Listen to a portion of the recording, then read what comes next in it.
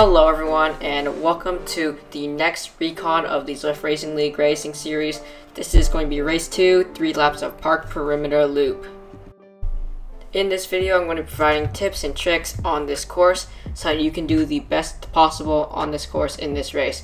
It's not too technical of a course, but there are definitely some parts that you should be aware of in order to be successful on this course.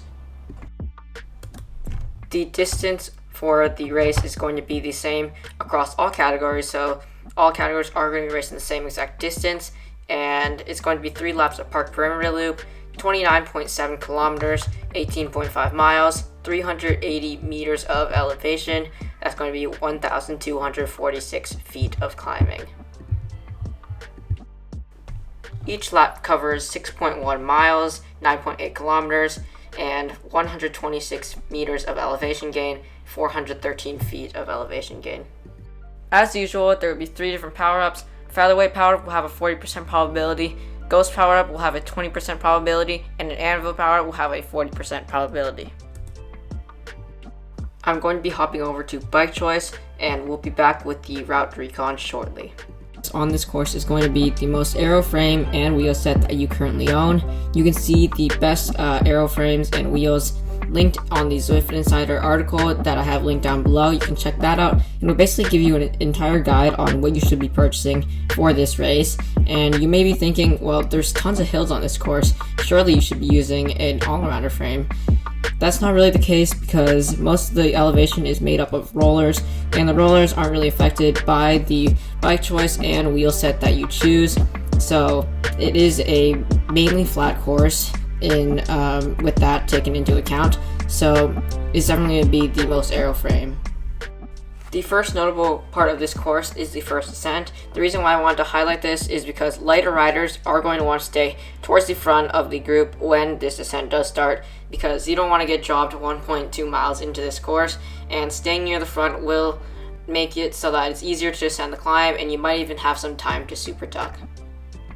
Shortly after that first descent finishes, you will hit another descent, but this one is not quite as long. It's around 15 seconds at tops, and this is also a great chance to super tuck and just rest for the next part, because coming up soon is going to be the climb, which is the main part of this route. So right here you can see that we're going to round a left-hand corner before hitting the climb, and that's going to be the intersection where the glass road meets the regular road, or the Central Park Loop. And right here you can see that the gradient starts to kick up to around 3 to 4%, but this part is kind of just a teaser for what is to come, because after this part you're going to hit a much steeper part of the climb that's really going to help destroy the group and separate the group. For those who are climbers, you might want to try to attack here, because this is a good place to really separate the group, and if you can drop the sprinters, it'll allow you to actually get some sprint points, and you'll have a much better shot at the finishing sprint. I'd say on the first lap, you'll probably see a pretty big separation. Maybe around a third of the group will probably get dropped. And if you are a sprinter going for those sprint points, I'd recommend really trying to stay near the front of the group on this section, because you don't want to get dropped here, because if you do, you won't have a shot at the FAL segment points that you will be getting later on this route. And there are actually 3 opportunities, 1 opportunity each lap, so you don't want to miss out on those if you are a sprinter. So this is that steeper part that I was talking about. This is where you'll really see the separation happen in the group, and you'll likely see a huge string on that mini map. So right here is when riders will likely be pushing pretty high watts per kilo, quite a few watts per kilo above what they would normally be pushing in a regular race. And this is the main climb of this course. There is only one other major climb on this course, and it's not really a major climb, but it is something that will definitely separate the group a little bit. The climb will peak right here, and it'll be peaking at around 10 to 11%, so it isn't too bad compared to routes like Yorkshire UCI Worlds, which have peaks of around 25%, but it will do significant damage to the group. And if you are not with that lead group right at this part coming up right now, it's going to be in around 10 seconds. You won't really have a shot at catching back up unless you really push on this descent, because right after the climb you have a steep descent right after this. So right here you can see the gradient is already negative 5%, and that's just going to make the group speed a lot higher, and it'll cause that separation between the two groups, the lead group and the chasers. I've raced this course many times, and most times if the chase group is big enough and if they're motivated, they will normally catch back up on this little kicker right here, because they'll come in with a lot of speed from the descent and kind of just ease up the climb and slowly drift towards the front of the group, eventually catching up to the lead group.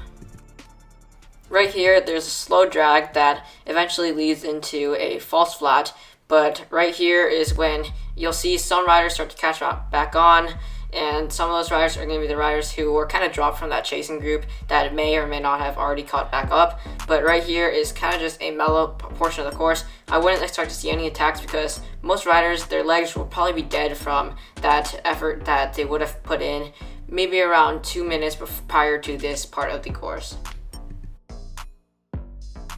This slow drag kind of leads into some rollers, and when I say rollers, it's not quite like the Titans Grove rollers where it's up and down constantly, but it's kind of slow rollers where you'll go up for around 30 seconds, you'll come down for around 15, and it's just rollers like that you'll see on this part of the course. It's not going to be much happening at this point in the race, because if this is the final lap, most riders are going to be ramping up for that finishing sprint and the sprint points that are coming up very soon. But if it's just any other lap, you might see an attack here for some early sprint points to try to get a breakaway and get those sprint points. But other than that, I wouldn't expect to see anything happen around here.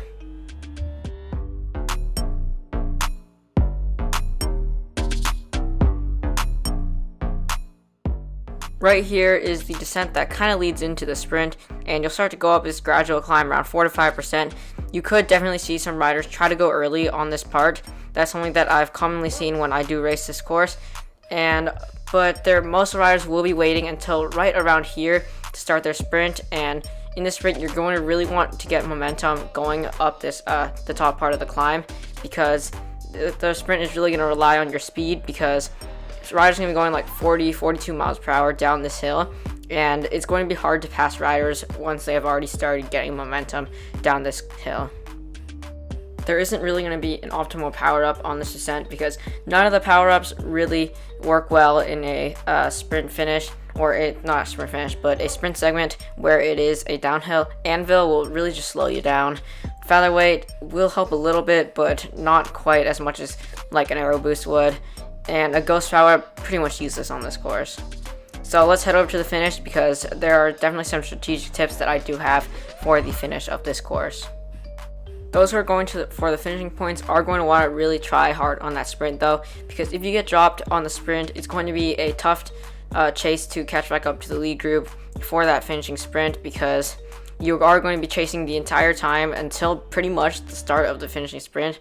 And by then, you'll have used all your energy, and your effort will pretty much go to waste, because you won't be able to contest in that finishing sprint.